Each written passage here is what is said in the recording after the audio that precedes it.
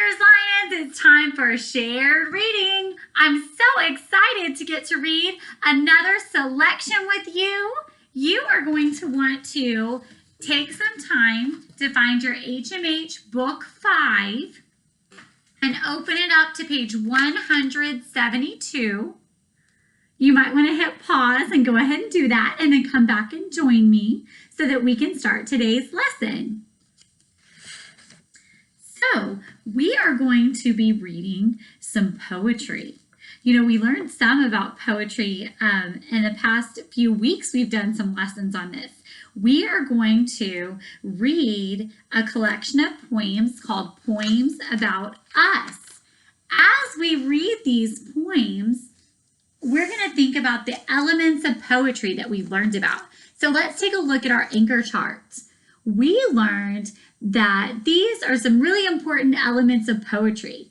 We've done a lesson and you did a great job. We talked about how we create mental images as we read poetry, and that words that poets use tell us how things look, sound, feel, smell, and taste, and that they help you picture what the poet sees in his or her mind. We're definitely going to think about the mental images we're creating in these poems, but we really want to focus on some of these other elements of poetry that we haven't talked about so much. So rhythm. And when using rhythm, the words have a beat. And you're going to see in one of these poems that the poet uses a really fun rhythm, a really neat beat, so that when you read the poem, it kind of sounds like music. Poets certainly use rhyme, and you are great at this. You know that rhyming words end with the same sound or sounds, like rain, train, crane. Those all end with the same sound. Repetition. Make sure you're looking out for repetition when we do this shared reading. Listen to that word, repetition. You can kind of hear repeat in the beginning of the word repetition. Repetition means repeating words or lines. In poems, words are lines that are repeated or said over and over and over and over. When you see that, that's when the poet's using repetition. All right, I really want you to look at this one. Alliteration. Say it. Alliteration. Good, that's a big word. Alliteration is when the words near each other start with the same sound or sounds. Listen to this. This is a fun example a lot of us know of alliteration. Peter Piper picked a peck of pickled peppers. Look at that. What letter do you see being used over and over? The letter P, the same sound. P.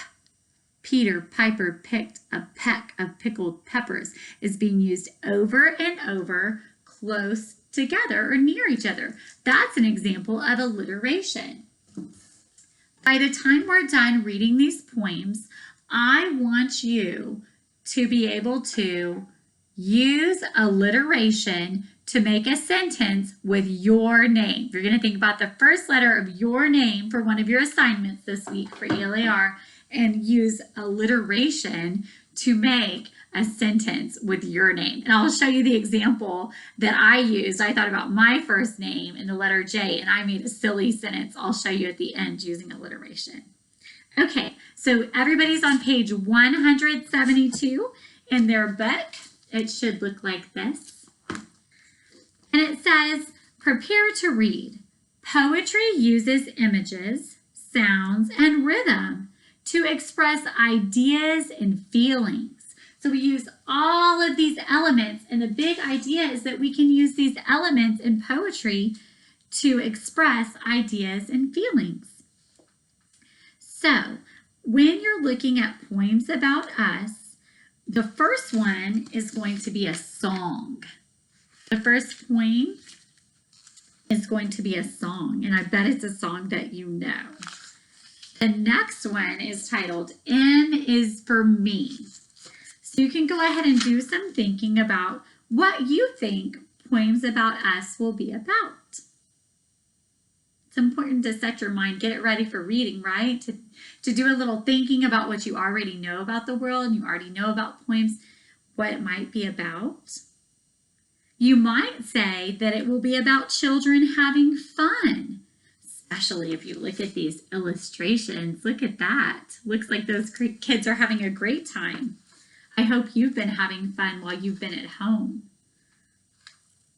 Okay, get your tracking finger ready. Got it ready? Remember, when we track, we place it underneath the words. As we read, I see lots of sight words that I know you already know, so try to read those as soon as you see them. If there's a word you don't know, we'll try to sound it out.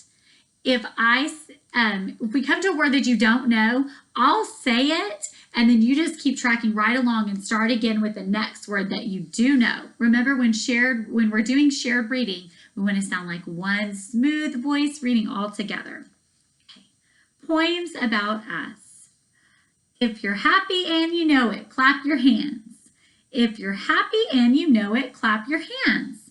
If you're happy and you know it, then your face will surely show it. If you're happy and you know it, clap your hands.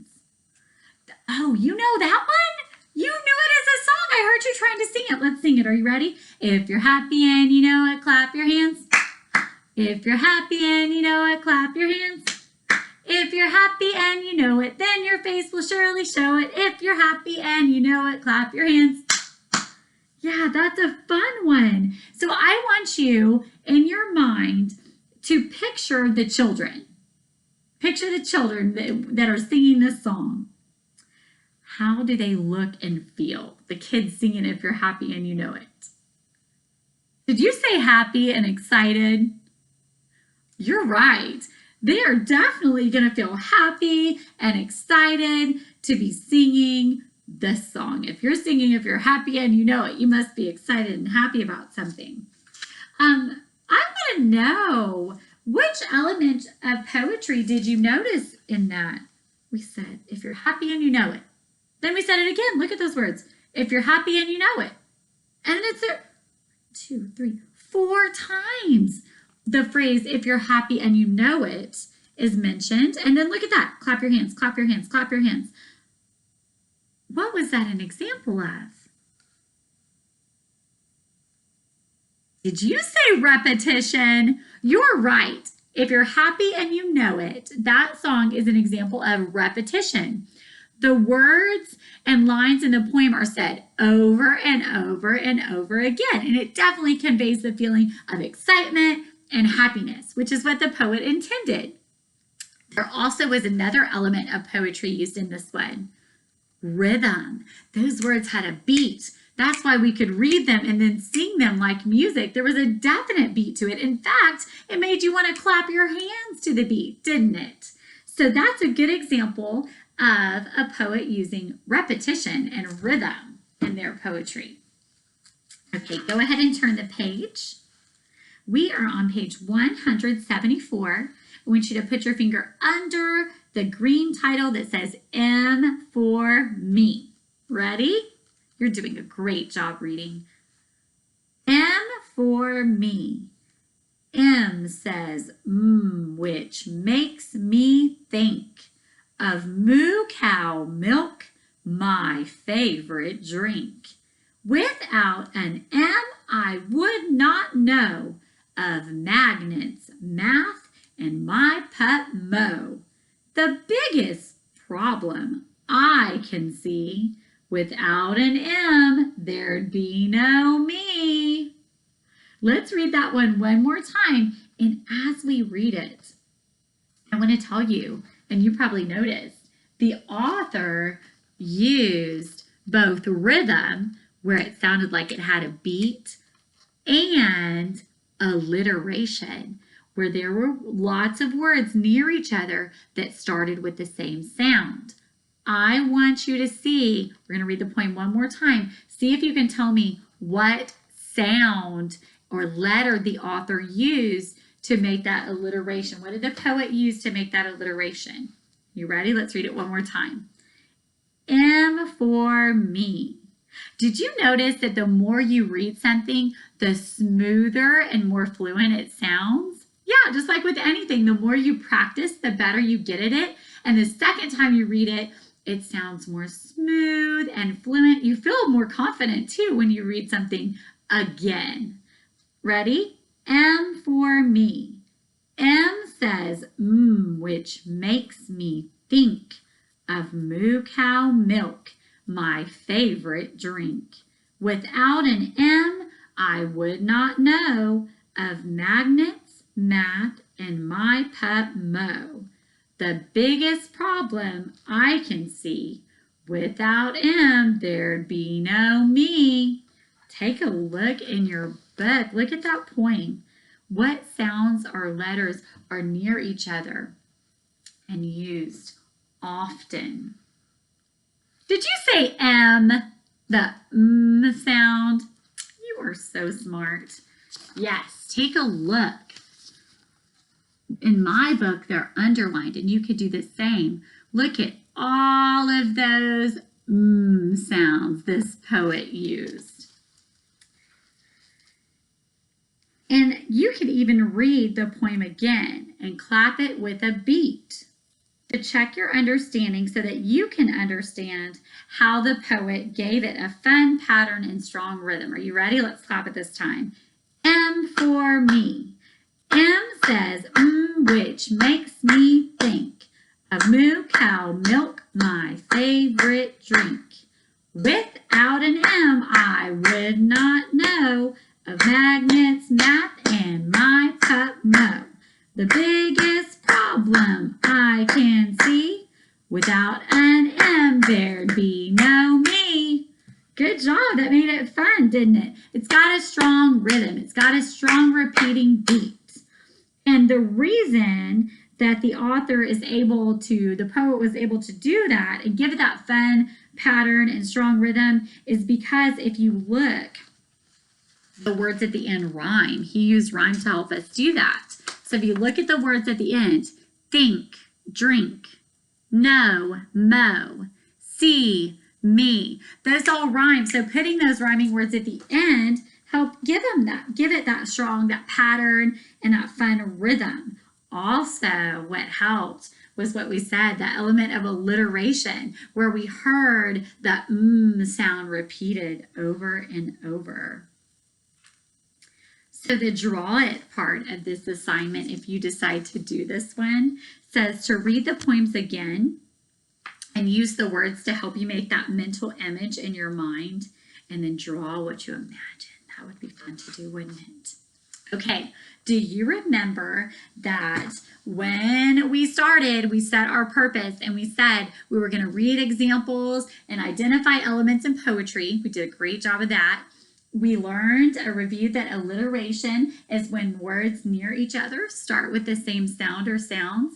And we said our big purpose was we were going to be able to use alliteration to make a sentence with your name. So I want you to do a stop and think. See my light bulb? I want you to think about the first letter in your name. My name, most of you call me Mrs. Gray, but my first name is Julie. So the first letter, so my first name is Julie, and my first letter of Julie is, did you say J? You're so smart. Is J. So I'm going to think of J. You're going to think about whatever your first letter of your name is when you do this.